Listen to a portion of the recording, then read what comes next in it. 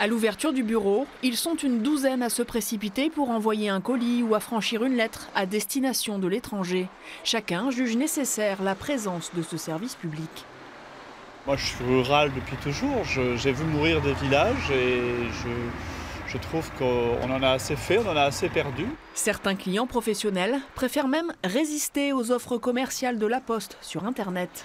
Si je passe par Internet, je récupère la TVA, par exemple, pour une lettre. Si je passe par ici, je ne récupère pas la TVA.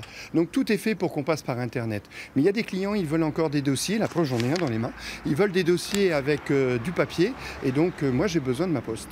Et pourtant, d'après les calculs de la Poste, aux grandes ventes comme ailleurs en France, la fréquentation des guichets ne cesse de diminuer.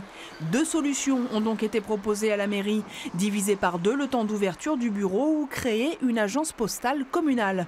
Dans ce dispositif, un agent municipal, payé par la mairie donc, assure la plupart des services postaux, de la vente de timbres au retrait d'espèces. En compensation, la Poste verse à la ville une indemnité de 1 132 € par mois.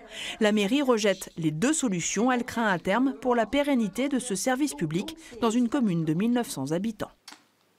Nous essayons d'attirer des populations qui viennent d'ailleurs, bien entendu, pour toujours rester à peu près à un niveau de population convenable. Bon, si on n'offre plus de services à nos populations, si les personnes sont obligées de faire 20 km pour n'importe quel service, ils iront peut-être plutôt s'installer là où les services existent encore. Donc ça fait partie de l'attraction de notre commune. De son côté, la direction départementale de la Poste se refuse à toute interview alors que la concertation avec les élus municipaux est en cours. Elle assure néanmoins veiller à la pérennité du service postal aux grandes ventes.